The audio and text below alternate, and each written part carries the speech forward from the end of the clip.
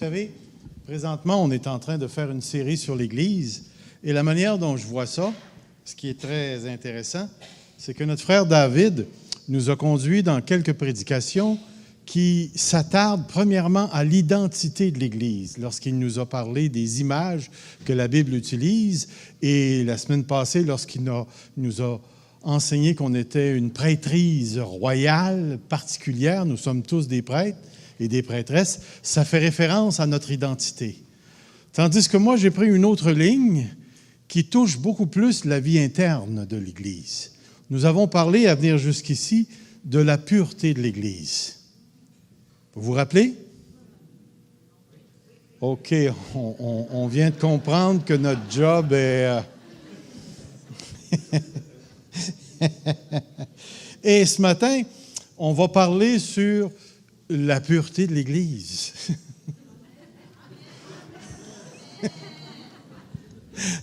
Mais nous allons en parler en prenant une autre voie, une voie très, très, très importante ici.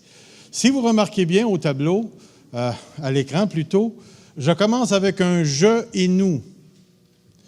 Saviez-vous que je suis un « je » et que vous êtes des « je ». Et lorsqu'on parle du « je », on parle de toi en tant que personne, en tant qu'individu. Mais saviez-vous aussi qu'en tant qu'Église, nous sommes un « nous ». Un « nous ».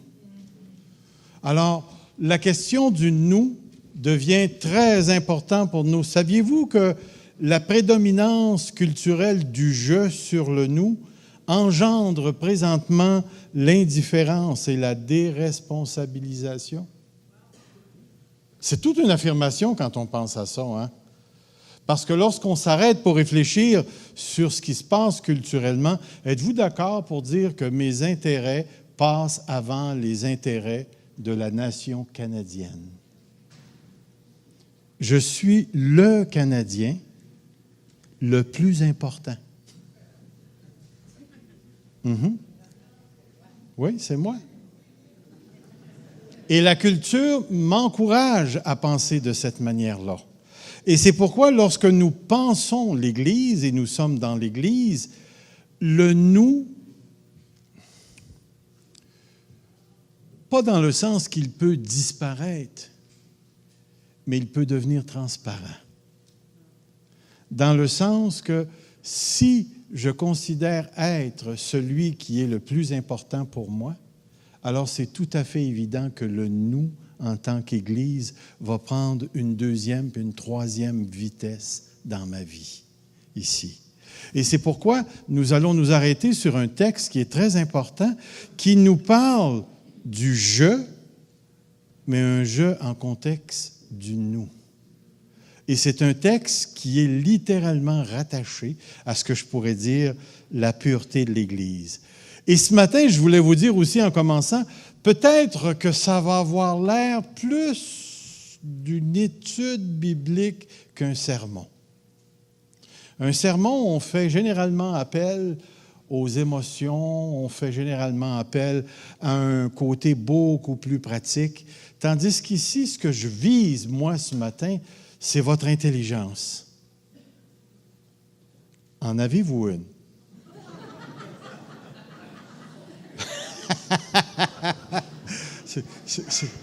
C'est étonnant quand on a le micro, tout ce qu'on peut dire. Nous allons regarder le texte dans l'Évangile de Matthieu au chapitre 18 qui nous dit ceci: « Si ton frère a péché, va et reprends-le. » Toutefois, lorsqu'on regarde ce texte, on arrive à un problème en partant. Je vais mettre le problème devant vous. Il est en jaune, le problème. Est-ce que vous le voyez? Dans une version, c'est marqué « Si ton frère a péché, va et reprends-le ». Tandis que dans une autre version, c'est marqué « Si ton frère a péché, contre toi ». Et lorsque tu es un étudiant de la parole de Dieu et que tu vois des petites différences de cette nature, tu réalises que les conséquences peuvent être extrêmement sérieuses ici. Et c'est pourquoi j'ai voulu placer devant vous différentes versions. Regardez les textes ici. Dans la seconde 21, vous avez dans la nouvelle seconde qui dit « Si ton frère a péché contre toi ». Tu vois, dans la Bible Sommeur, « Si ton frère s'est rendu coupable à ton égard ». Mais pourtant, vous avez d'autres versions. « Si ton frère a péché, va, reprends-le ». Dans la version Rilliet, plutôt, « Si ton frère vient à pécher, va et reprends-le ». Dans la Bible de Jérusalem, « Si ton frère vient à pécher, va le trouver et reprends-le ». Alors, nous avons des versions qui vont mettre l'emphase sur « Si ton frère a péché, reprends-le ». Mais vous avez d'autres versions qui vont rajouter la toute petite phrase « contre toi ». « Si ton frère a péché contre toi ». Et ici, ce qui est intéressant, lorsqu'on étudie le texte dans l'original, voici le grand comité qui décide du texte grec et qui prend de grandes décisions pour nous. Et dans ce texte, ils ont fait une décision d'un ordre assez particulier. Je vais vous lire ce qu'ils ont écrit. « Il est possible que les mots que vous voyez ici, contre toi, soient une interpolation dans le texte original. » Vous savez ce que c'est qu'une interpolation? Ça n'a rien à voir avec l'Interpol, là. Une interpolation, c'est quoi?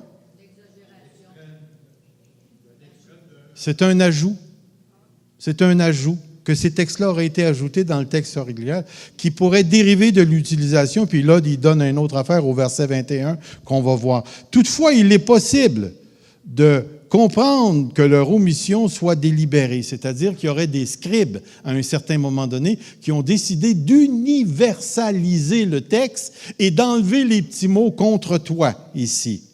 Mais pour que le passage s'applique à tous les péchés en général, ou que ce soit accidentel en raison d'une ponctuation.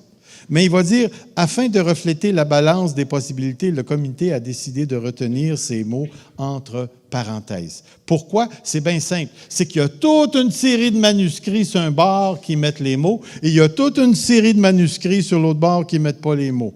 Alors, ce qu'ils ont décidé de faire, c'est qu'on va les mettre entre crochets.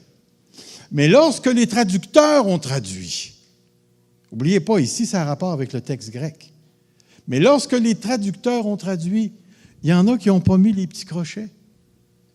Parce que selon le groupe de manuscrits, ces mots-là sont dans le texte. Pourquoi est-ce qu'on s'enfarge dans les fleurs du tapis? Mais je vais vous le dire pourquoi c'est tellement important. Parce que si ton frère a péché, va et reprends-le, ça veut dire que c'est une phrase universelle qui s'adresse à toutes les situations où un frère a péché. Essayez de vous imaginer que vous venez souper chez moi. Et là, à la fin du repas, mon épouse vous sert mais un super, extraordinaire, succulent forêt noire. OK? Vous êtes d'accord? Vous m'avez vu?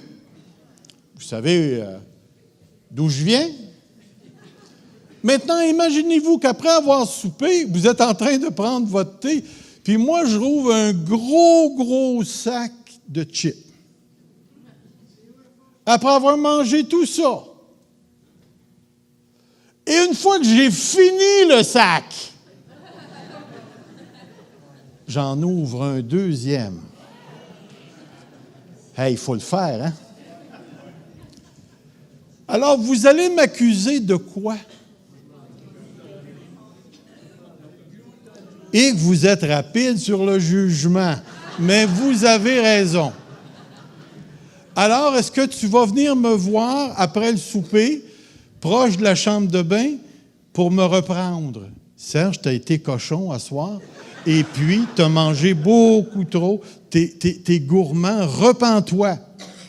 Puis si moi je réponds, mais c'est pas tes affaires. Là, la semaine prochaine, tu vas revenir avec un témoin. 2 témoins, 3, pour venir me dire, « Hey, t'es gourmand. » Puis moi, je vais leur dire, « Ben, c'est pas votre affaire. » Et là, vous allez convoquer une réunion spéciale de l'Église. Et ils vont dire ouvertement, « Serge a mangé comme un 3 petits points, parce qu'on ne dit pas ça en public. » Puis, il ne veut pas se repentir. Est-ce que vraiment le texte s'applique à des choses comme ça?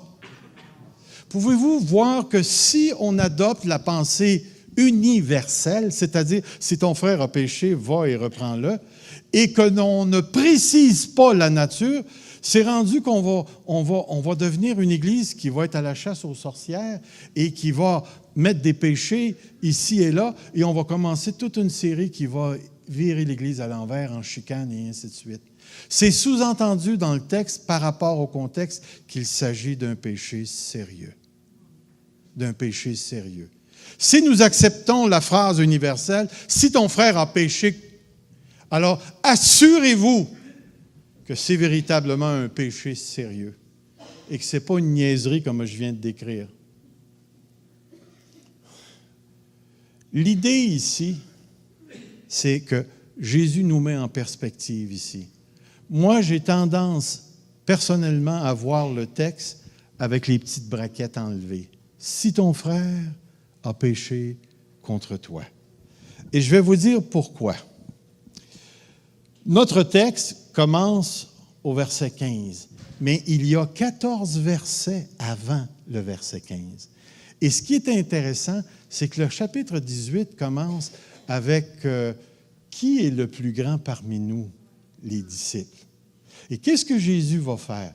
Jésus va aller chercher un petit enfant, puis il va le mettre au milieu d'eux.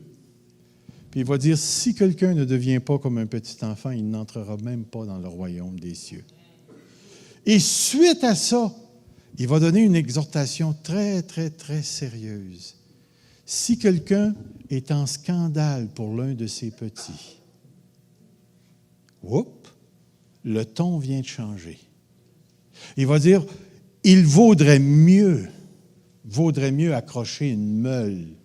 Puis je ne sais pas si vous avez vu dans les films de Jésus, la grosse meule, puis l'âne qui tourne la meule, c'est une pierre dont accrochée au cou, on ne remontera jamais à la surface. C'est vraiment, vraiment sérieux. Il utilise une hyperbole ici pour dire, écoutez, ce que je vous dis là, c'est extrêmement sérieux. Être en scandale à un enfant de Dieu, c'est extrêmement sérieux. Extrêmement sérieux.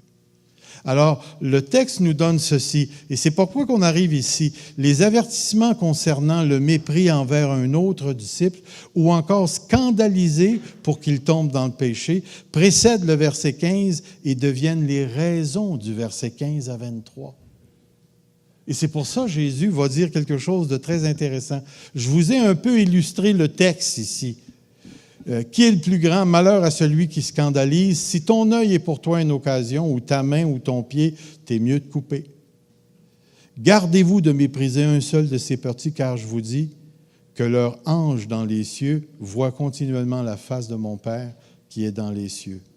Et ensuite, juste avant, du verset 11 au 14, il va dire, écoutez, le Fils n'est pas venu pour perdre. Le Fils est venu pour sauver. Et c'est ce qu'il veut faire ici.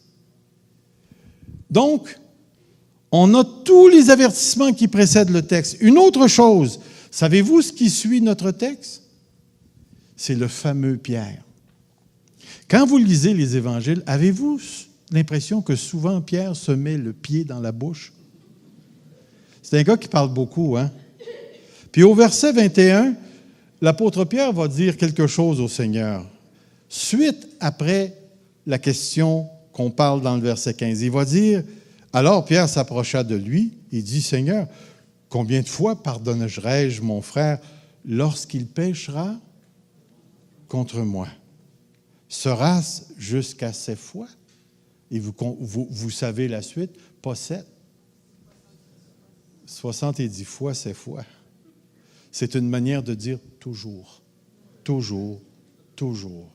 Alors, on a les textes qui précèdent, on a la parole de Pierre, et on a un texte similaire en parallèle dans l'Évangile de Luc, où on retrouve les deux. Il dit, prenez garde à vous-même. Si ton frère a péché, va et reprends-le. Et s'il se repent, pardonne-lui. S'il a péché contre toi 7 fois en un jour, et que 7 fois il revienne à toi disant, je me repens, tu lui pardonneras. D'une autre manière, phrasé d'une autre manière dans un autre contexte, Luc nous rapporte une parole du Seigneur qui coïncide avec celle de Matthieu. Alors, c'est pour ça que je vous ai dit, si le texte est universel, alors ton frère a péché, alors tous les péchés, les petits, les grands, les moyens, sont impliqués. Le danger, c'est d'être sous discipline pour un sac de chips.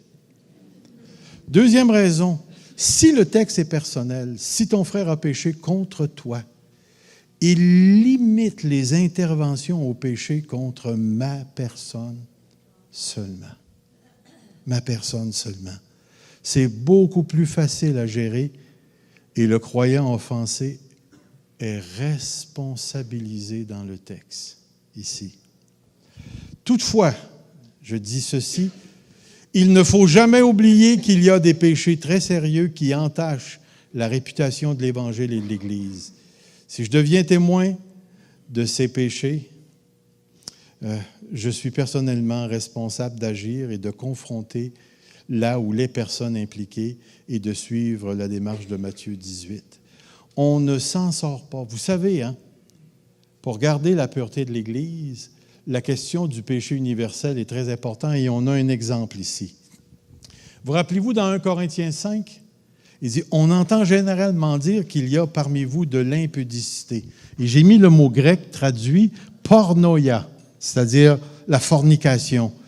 Et une impudicité telle qu'elle ne se rencontre même pas chez les païens. C'est au point que l'un de vous a la femme de son père. De l'inceste. Et vous êtes enflé d'orgueil. Et vous n'avez pas été plutôt dans l'affliction afin que celui qui a commis cet acte fût ôté du milieu de vous. Pour moi, absent de corps, mais présent d'esprit, j'ai déjà jugé, comme si j'étais présent, celui qui a commis un tel acte. C'est tellement important. On ne peut pas ignorer le péché qui touche toute l'Église. Et si ton frère a commis un tel acte, tu es responsable d'entamer la démarche que Jésus nous demande. Alors, notre texte nous dit ceci. Si ton frère a péché, va et reprends-le entre toi et lui seul. S'il t'écoute, tu as gagné ton frère. Mais s'il ne t'écoute pas, prends avec toi une ou deux personnes afin que toute l'affaire se règle sur la déclaration de 2 ou 3 témoins. S'il refuse de les écouter, dis-le à l'Église. Et s'il refuse d'écouter l'Église, qu'il soit pour toi comme un païen et un publicain. Païen et d'un publicain. Ça, c'est le premier petit problème qu'on traite ce matin. Est-ce que Matthieu parle du péché universel ou il parle du péché contre toi? Ce matin, nous allons prendre la voie du contre toi ici. Mais il y a une deuxième petite chose ici qui est importante. Dans la majorité de nos versions, là je devrais avoir française, il y a comme une coupure au verset 15, comme si Jésus débutait une nouvelle section. Cependant, dans le grec, le texte contient une conjonction de coordination, dès, qui signifie mais et maintenant, ce qui indique que Jésus n'a pas encore quitté le sujet, même s'il est traduit du nouveau matériel. Regardez le texte ici, dans les différentes versions. Voyez-vous, il va dire, si tu scandalises un de tes frères, blablabla, blablabla, et si ton frère a péché contre toi. Dans la Rillier, mais si ton frère a péché contre toi, que si ton frère a péché contre toi, il est important de réaliser ici que Jésus est encore dans le même sujet. Jésus nous dit que c'est quelque chose de grave que de mépriser et de scandaliser un autre chrétien. Mais, ce qui est intéressant, c'est que dans les premiers versets, il avertit l'agresseur. C'est terrible que d'agresser, que de mépriser. Mais après ça, il va se tourner puis il va se trouver vers l'agressé, l'offensé. Et il va dire, oui, il y a ça, mais oui, il y a ça aussi, si ton frère a péché contre toi. Vous savez, j'ai mis le verset comme ça devant vous. De même, ce n'est pas la volonté de votre Père qui est dans les cieux qu'il se perde un seul de ses petits. Mais si ton frère a péché. Alors, on voit qu'il y a une continuité de pensée ici. Tu ne fais pas de mal, tu ne scandalises pas aucun de mes disciples, mais si ton frère a péché, voici. Est-ce que ça va à venir jusqu'ici? les premiers versets, ce qu'on est en train de dire ici, c'est que la pureté de l'Église dépend de toi et de moi individuellement. Êtes-vous d'accord avec moi, frères et sœurs, qu'on va finir par se piler ses pieds, qu'on va se frotter, on va se graffiner, qu'on ne sera pas tous du même accord, de la même opinion, et même, je vais aller même plus loin que ça. Écoutez, ça fait 40 ans que je suis marié, là. Lorsque vous mettez deux pécheurs dans un mariage, qu'est-ce qui se passe? Eh, mon ami, il y en a qui ne veulent pas le dire, hein? On finit toujours par pécher les uns contre les autres. C'est inévitable. Dans l'Église de Dieu, plus nos relations vont devenir intimes, plus ça va être possible pour nous de pécher. Et pourquoi est-ce qu'on apporte cet aspect de la pureté de l'Église? C'est que plus on va grandir en termes numériques, plus c'est facile de se déresponsabiliser par rapport à l'autre et de laisser l'autre avec ses bebelles dans sa cour. Et moi, je reste avec mes bebelles dans ma cour. Et si tu pèches contre moi, qu'est-ce que la plupart ont tendance à faire? S'éloigner. Ne rien faire. Saviez-vous, frères et sœurs, que dans l'Église, il y a des frères ou des sœurs qui traînent des blessures depuis des années avec d'autres croyants parce que ça n'a jamais été réparé. Jamais été réparé. Ce que je trouve intéressant, c'est qu'à un moment donné dans ma vie, j'étais pasteur de l'Église baptiste, qui est maintenant sur la rue Boulevard de la Mairie, dans le temps. Ça devait se passer en 85 à peu près, ou quelque chose comme ça. Puis j'étais en prière dans le sous-sol. Puis j'étais dans un, je ne sais pas si je pourrais appeler ça comme ça, j'étais dans un moment de grâce. Et j'étais vraiment, vraiment joyeux. Et je priais Dieu, j'adorais Dieu. Et là, j'ai dit au Seigneur, « Seigneur, s'il y a des gens qui ont quelque chose contre moi, montre-le-moi. » Et mon ami, il y a eu 11 noms qui ont défilé tout de suite devant moi, comme ça. 11! Même mon ancienne blonde! Elle était mariée maintenant, puis elle a des enfants et tout.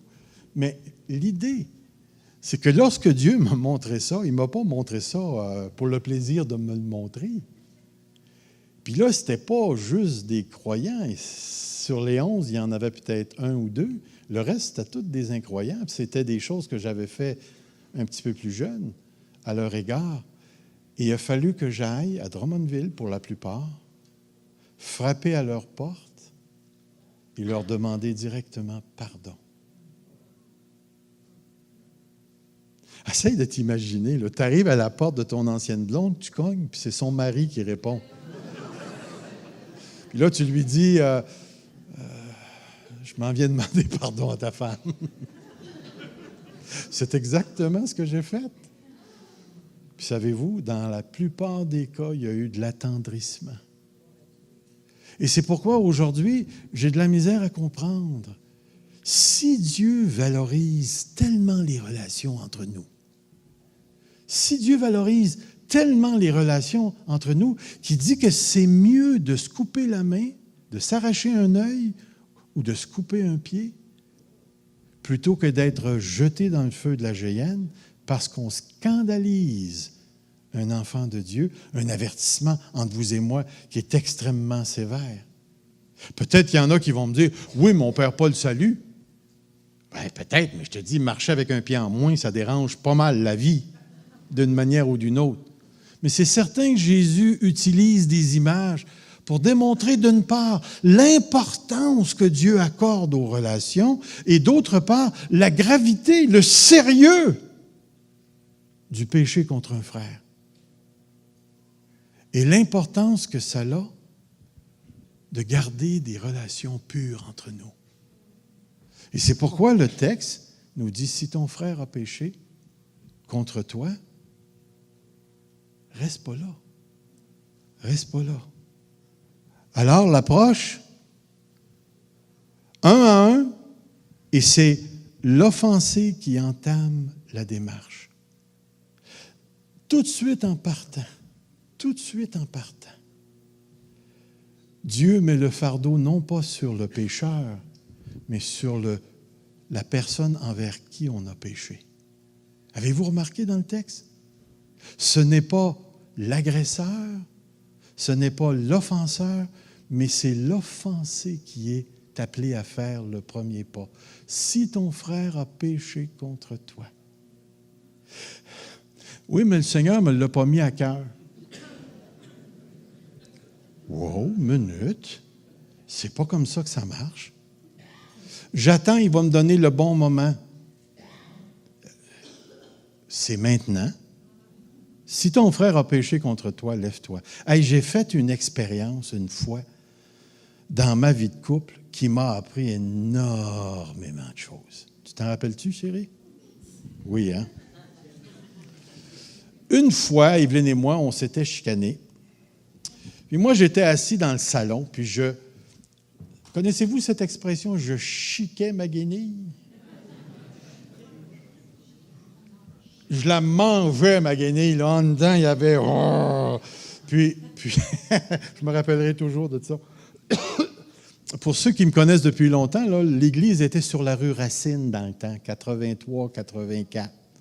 Fait que j'étais jeune pasteur, j'avais 26 ans ou 27 ans. Puis là, ça bouillait à l'intérieur de moi, parce que c'est moi qui avais raison. Puis, du moins, je pensais. Puis, à un moment donné, il y a un texte qui s'est levé. « Si ton frère a quelque chose contre toi, laisse là ton offrande et va te réconcilier. » Savez-vous ce que j'ai fait? Aussitôt que j'ai entendu cette parole-là, je me suis levé, puis je suis allé voir Evelyne. Puis j'ai dit à Evelyne, « Je ne le ressens pas, mais je te demande pardon. » Ha ha, je m'attendais, moi, à votre réaction. Ha ha ha! Mais vous allez apprendre quelque chose ce matin. Je le ressens pas. Ça fait appel à quoi, ça? Les émotions. Depuis quand est-ce que l'obéissance dépend des émotions? L'obéissance ne dépend pas des émotions, que tu le ressentes ou que tu ne le ressentes pas. Quand Dieu dit, si ton frère a péché, attends d'avoir une super émotion, puis là, tu iras voir ton frère. Pas du tout. C'est pas ce qu'il dit. Ce qu'il est en train de dire, c'est si ton frère a quelque chose, lève-toi et marche. Alors, savez-vous ce qui s'est passé? Nous autres, on restait en face du zoo sur la rue Saint-Hubert, c'est loin, puis ça prenait à peu près 3/4 d'heure à 50 minutes de descendre à pied, dépendamment de la vitesse que tu vas. Comme je ne marche pas vite, moi, ça me prenait 1 heure. Mais une fois que je suis arrivé à la réunion de prière, savez-vous ce que j'avais dans mon cœur? J'étais habité d'une joie, mais d'une joie, là. Mon ami, ce soir-là, j'ai prêché, j'ai prié dans la joie. Pourquoi? Parce que lorsque je me suis levé à partir du texte que j'avais entendu, et le texte me demandait d'obéir. Et c'est pourquoi l'obéissance, avant d'être émotionnelle, elle est volitive. Elle passe par la volonté, le choix d'obéir. Si un jour vous vous retrouvez dans une situation où votre vie en dépend et on vous demande de renier votre foi, allez-vous dépendre de vos émotions? J'ai peur de mourir, donc je renie. Seigneur, tu comprends, j'étais émotionnel. Celui qui me reniera devant les hommes? Voyez-vous, le jour où on a compris ça, on a compris que nous, les enfants de la modernité, on a donné énormément de priorité à nos émotions. Et parce qu'on ressent telle ou telle chose, on ne bouge pas, on ne fait pas. Pourtant, le Seigneur fait appel à la volonté. Si ton frère a péché, va et reprends-le. Reprends-le. Et toujours, le but, c'est de gagner le frère. Et cela dépend. Jésus n'a pas inventé, là. Ça vient de l'Ancien Testament. Tu n'haïras pas ton frère dans ton cœur. Tu auras soin de reprendre ton prochain, mais tu ne te chargeras pas d'un péché à cause de lui. Il est important de souligner qu'il est bien question de péché. Qu'il est bien question de péché. Ici, ce n'est pas comme j'ai écrit ici, et non de frustration, d'incompatibilité, où sa face ne me revient pas. Il n'est pas question de ça. J'ai été pris dans une situation à un moment donné où il y a un homme qui est venu me voir parce qu'un jeune musicien, en jouant de la musique en avant, portait une calotte. Puis il voulait que j'aille reprendre le jeune. La première question que j'ai posée, c'est où est-ce que dans la Bible, c'est un problème que de porter une calotte? Mais naturellement, il y a un texte. Saviez-vous ça? 1 Corinthiens 11. Mais est-ce que 1 Corinthiens 11, c'est le contexte d'un jeune avec une calotte? Où on se retrouve dans un tout autre contexte. On est complètement dans un autre contexte ici. Un autre contexte. Puis qu'est-ce qu'on fait avec les joueurs en avant qui ont des tatous?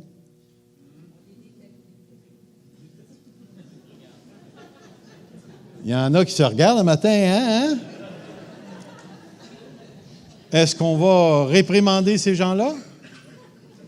Voyez-vous, si on commence à raisonner, à interpréter les Écritures de cette manière, et si on confond nos goûts et nos désirs personnels avec le péché, frères et sœurs, on n'a plus de guide. On n'a plus de guide. Et c'est pourquoi le texte dit bien, assure-toi que c'est un péché. Si ton frère a péché, pas si il a mangé 2 morceaux de gâteau forêt noire. Il n'a peut-être pas mangé de patates pour être capable d'en avoir 2, là. Je ne sais pas, là, moi, là. Les 2 sacs de chips. Savez-vous ce qui est plate? C'est que quand tu donnes un exemple de même, là, les gens s'en vont, puis la seule chose qu'ils se rappellent après, c'est les sacs de chips. Le but de la réprimande est toujours de gagner l'autre. Si le besoin d'être gagné, cela indique que le péché est en question est très sérieux. Ensuite, prends avec toi 1 ou 2 témoins. Tout à fait important. Encore une fois, Jésus emprunte un texte de l'Ancien Testament. Je ne sais pas si vous pouvez le lire, c'est petit. Un seul témoin ne suffira pas contre un homme pour contester un crime ou un péché, quel qu'il soit. Un fait ne pourra s'établir que sur la disposition de 2 ou 3 témoins. Adieu, Matthieu emprunte le modèle de l'Ancien Testament selon lequel les choses, 2 ou 3 témoins sont impliqués pour la résolution d'une situation. Ensuite, si ça ne marche pas, dis-le à l'Église. On est rendu loin, là. Frères et sœurs, même si Jésus nous donne 3 étapes, ça peut se transformer en 6, 7 étapes. Je ne suis pas obligé d'aller voir la personne juste une fois. Je peux essayer réellement d'aller la voir 2, 3 fois pour que la réconciliation ait lieu et la délivrance. Parce qu'oubliez pas, si quelqu'un pêche, il tombe dans des liens de péché envers une autre personne. Et si ton cœur, c'est de voir ton frère ou ta sœur délivré, mais attends-toi pas juste une fois, tu peux aller le revoir d'une manière répétitive. Puis si vraiment il s'endurcit, tu vas chercher des témoins, pas pour te justifier, mais pour tenter une délivrance. Tenter qu'ils vivent cette délivrance-là. Alors, ça veut dire que le motif profond qui nous anime, c'est un motif pour l'autre. Pour l'autre ici, même si je suis l'offensé. Saviez-vous que dans l'Évangile de Matthieu, on retrouve le mot « Église » 2 fois seulement? Matthieu 16, Matthieu 18. C'est les 2 seules places où on retrouve l'Église dans l'Évangile de Matthieu. Une des choses que ça nous dit, c'est que Matthieu n'écrivait pas à une Église organisée. L'Évangile de Matthieu, c'est l'Évangile la plus juive qu'on a des 4 évangiles. Et puis, la notion de communauté chez les Juifs était très forte. Le « je », là, n'avait de valeur que s'il y avait un « nous ». Un « nous ». Et on retrouve ce principe partout dans l'Ancien Testament ici. Notre conception moderne priorise l'individualité, l'individualisme, le me, myself and I. Là. On est tellement centré sur toi que ça devient secondaire, le groupe. Et pourtant, dans l'Évangile, le groupe est très, très, très important ici. Voyez-vous, le danger, c'est d'importer notre culture dans la culture apostolique ici. Voyez-vous, dans le temps, là, il n'y avait pas de CA. Il n'y avait pas de CA qui prenait les décisions financières. Moi, je bénis Dieu pour notre CA, parce que dans notre contexte moderne, on a besoin d'avoir un CA pour faire le palier entre le gouvernement et nous. Puis laissez-moi vous dire qu'à l'Église Fusion, on a un super de bon CA qui fait une super de belle job pour nous, les enfants de Dieu, ici.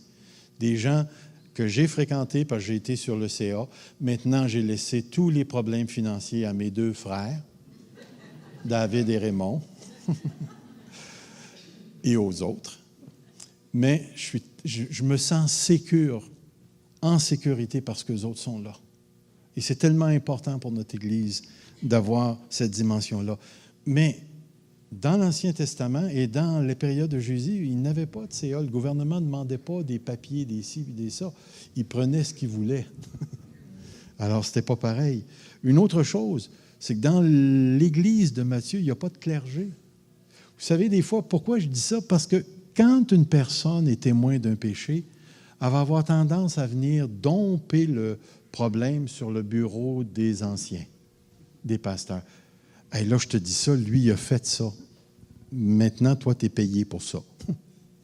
Va arranger la chose. Bien de valeur, mon ami, mais ça ne marche pas comme ça. Ça ne marche pas comme ça. Des fois, on est obligé de ramasser les pots cassés, c'est vrai, parce que le frère ou la sœur ne fait pas ce que le Seigneur lui demande. On ne peut pas laisser le péché dans l'Église. On ne peut pas laisser le péché dans l'Église. Et saviez-vous, ici, notre désir, c'est le salut du plus grand nombre. Et ça veut dire que ce que vous voyez ici, là, tout autour de vous, là, ça ne restera pas comme ça. Ça ne restera pas comme ça. On va doubler, tripler, quadrupler, quintupler si Dieu le veut. Et c'est très important pour nous. Mais on arrive à cette conclusion aussi. Il va venir un temps qu'une équipe pastorale ne pourra plus s'occuper de tous les cas de désobéissance dans l'Église. Il va y avoir trop de monde. La responsabilité, Jésus nous l'a donnée. Écoutez, la première Église, il y avait des milliers de personnes qui se sont converties. Pensez-vous que les 12 apôtres couraient, comme on dit, là, comment est-ce qu'on appelle ça? Des queues de veau pour aller régler un problème. Non, c'est pas comme ça. Ils ont même, au début, dans le chapitre 6, pris des gens pour faire la distribution parce qu'il y avait de la chicane entre les veuves grecques et les veuves hébreux. Puis là, ils ont nommé des gens pour régler le problème afin qu'eux autres puissent continuer à faire le ministère de la prière et de la parole. Et c'est pourquoi ces textes sont importants, parce que c'est à nous. C'est nous, en tant qu'Église, pour rester purs, je suis responsable de toi, mon frère. Et si tu as péché contre moi, il est important que toi et moi, on se retrouve ensemble. Et c'est pourquoi l'Église en question, c'est l'Église locale qui est impliquée ici. Si ton frère a péché et il n'écoute pas même les témoins, va et dis-le à l'Église. Dis-le à l'Église. Vous remarquerez une chose ici. C'est pas va et dis-le au pasteur. Va et dis-le à... Non. Jésus, comment dirais-je, il n'est pas contre les structures que nous avons aujourd'hui dans l'Église moderne. Mais ce qu'il ne faut pas oublier ici, c'est que nous sommes tous sur le plancher des vaches. Peu importe, comme notre frère David nous a expliqué la semaine passée, c'est vrai qu'on a une responsabilité parce que Dieu nous a appelés et cette responsabilité, on va être jugé plus sévèrement à cause de cela. Jacques nous dit. Mais entre vous et moi, là, on est sur le même plancher des vaches. On est tous égaux devant Dieu. Et Dieu va tous nous appeler à rendre compte de nos comportements, chacun pour soi. Et l'une des choses que j'ai apprises avec le temps, c'est qu'il n'y a aucun d'entre nous qui est une île nous sommes réellement interconnectés les uns aux autres. Et ce qui se passe entre nous, à différents niveaux, affecte l'ensemble. D'où l'importance de l'implication de l'Église. Puis même encore là, l'implication de l'Église a pour but de gagner la personne. Et c'est seulement lorsque tu arrives à la fin que l'on considère la personne comme un païen et un publicain. Vous savez que chez les Juifs, les païens et les publicains, ce n'étaient pas des gens qu'on admirait. Le publicain, c'était un serviteur de Rome qui ramassait des sous, des taxes pour l'empereur. Puis il n'était réellement pas aimé chez les Juifs. Et il y avait des attitudes assez sévères à l'égard.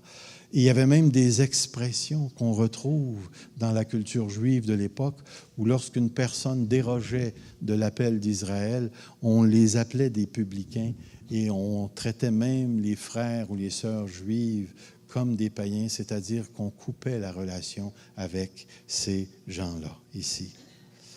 Alors, que l'Église au complet soit impliquée ou que l'individu soit impliqué, le but, c'est de gagner le frère et de permettre la pureté de nos relations, de devenir le tremplin sur lequel le Seigneur peut s'exprimer ici. Alors, il nous dit, toutefois, comme la conséquence du refus d'écouter s'applique premièrement à l'offensé, qu'il soit pour toi un païen, un publicain, l'Église participe à cette conséquence. L'offenseur devient un païen et un publicain pour la grande assemblée. C'est comme si on avait quelque chose de similaire à ça.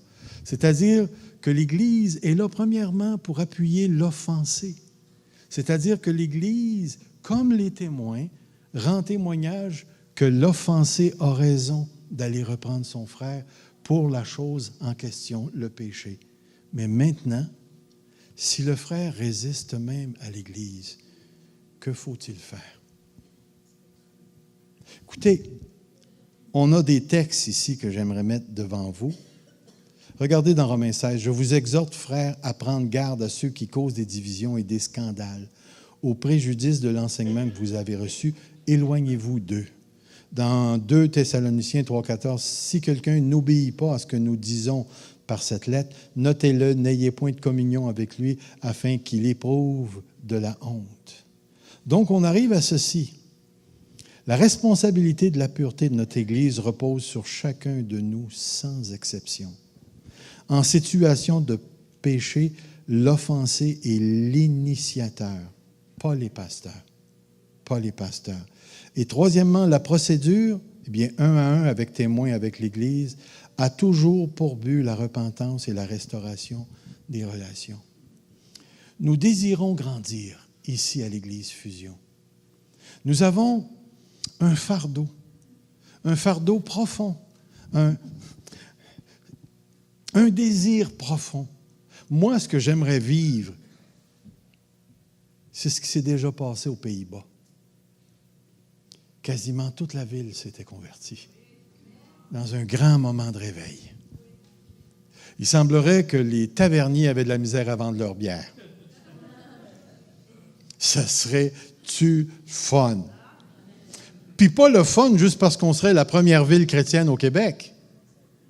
Le fun parce qu'il y aurait des milliers de personnes à Granby qui connaîtraient Jésus-Christ comme leur sauveur personnel et qui vivraient avec la conviction qu'ils s'en vont au ciel.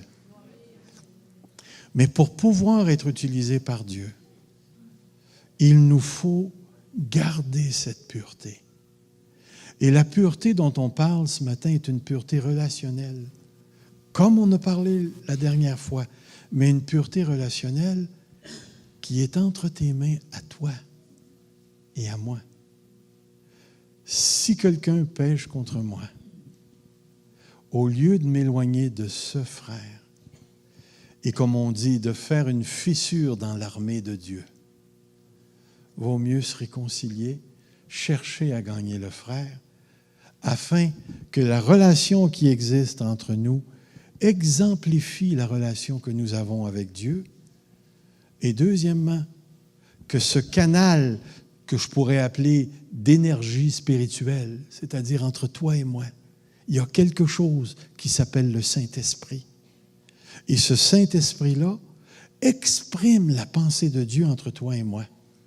Ce Saint-Esprit-là veut une Église unie qui marche avec le tempo du Saint-Esprit. Et le Saint-Esprit veut que toi et moi, parce que lui le sait, que j'ai besoin de toi pour atteindre Dieu. Pourquoi? Parce que si je n'aime pas celui que je vois, nous dit l'Écriture, comment peux-tu aimer celui que tu ne vois pas?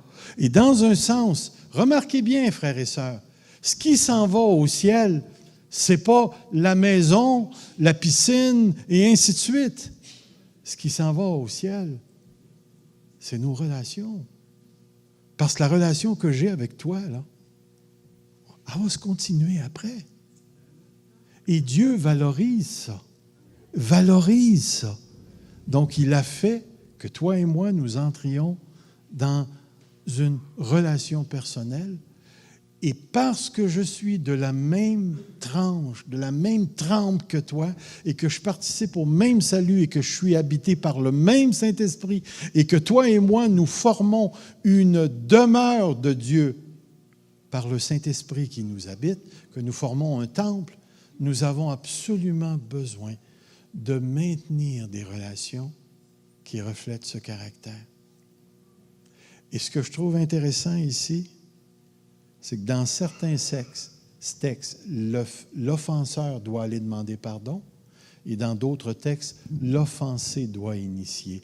Le best, c'est quand les deux se rencontrent en même temps.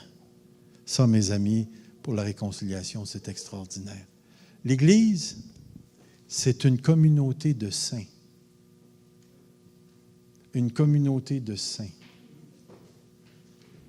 qui ont été arrachés du monde présent, qui ont été, pour ainsi dire, ce n'est pas un beau mot, ce n'est même pas un mot français, mais qui ont été rédemptés. Rédemptés.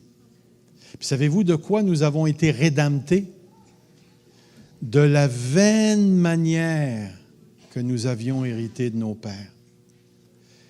Nous ne cultivons pas d'amertume, de rancœur, mais par le Saint-Esprit qui nous a été donné, nous désirons cultiver des relations qui sont dignes de la personne de Dieu.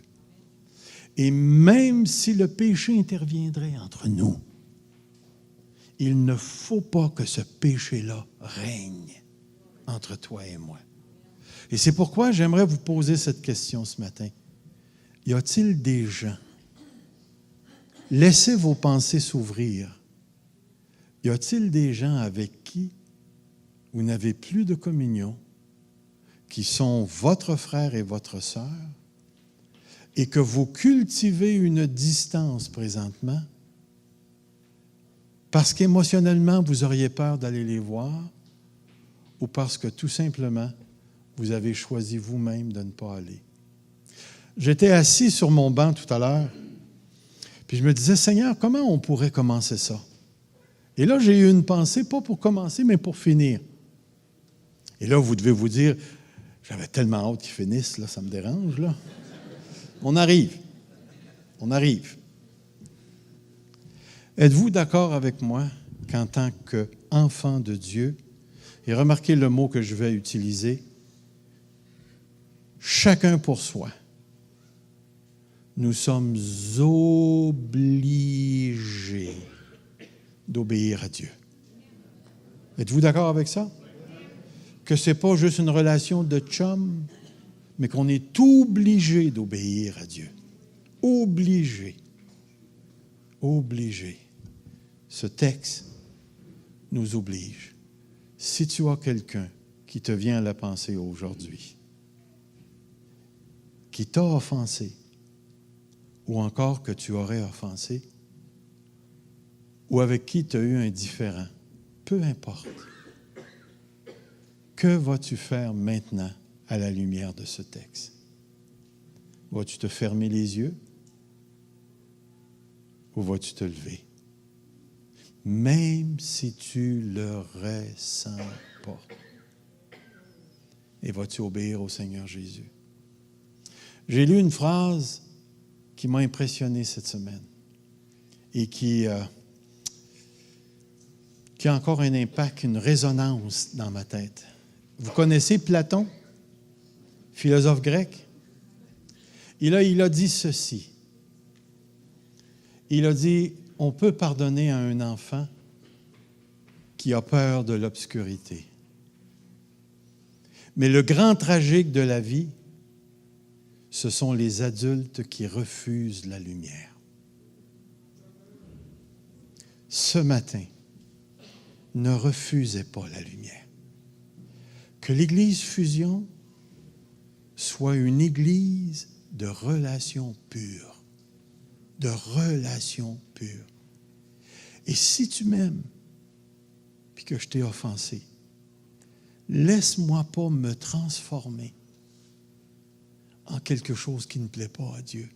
Viens me reprendre. Et si tu as fait quelque chose, laisse-le te reprendre.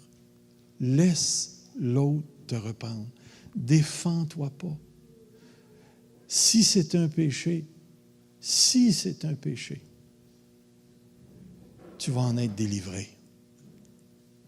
Si c'est juste une opinion, prenons garde aux attitudes derrière les opinions.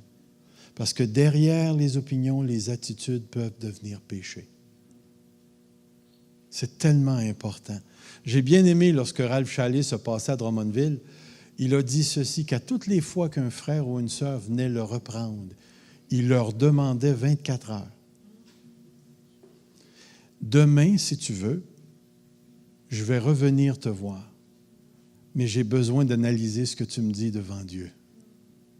Et après 24 heures, il allait voir la personne et il disait, ça, non, je ne peux pas, parce que ce n'est pas vrai, mais ça, je te demande pardon. Quelle sagesse! Alors que ce matin, vous puissiez recevoir cette parole. C'est une parole simple. Si ton frère a péché contre toi, va et reprends-le afin de le gagner. S'il ne t'écoute pas, témoin. S'il ne t'écoute pas, l'Église. Et s'il n'écoute pas l'Église, en bout de ligne, il n'écoute pas Dieu. Alors, frères et sœurs, ce matin, c'est pas un sermon qui vise les émotions. Je ne veux pas que vous ressentiez. Je veux que vous compreniez, que vous vous levez et que vous faites. Courbons-nous devant Dieu. Seigneur notre Dieu, nous sommes devant toi ce matin. Tu nous as parlé à travers un texte qui est tellement important. Tu dis dans ta parole que la pureté de l'Église repose sur chacun de nous. Et ici, Seigneur, ce n'est pas nos vies individuelles, c'est nos relations avec l'autre qui sont touchées.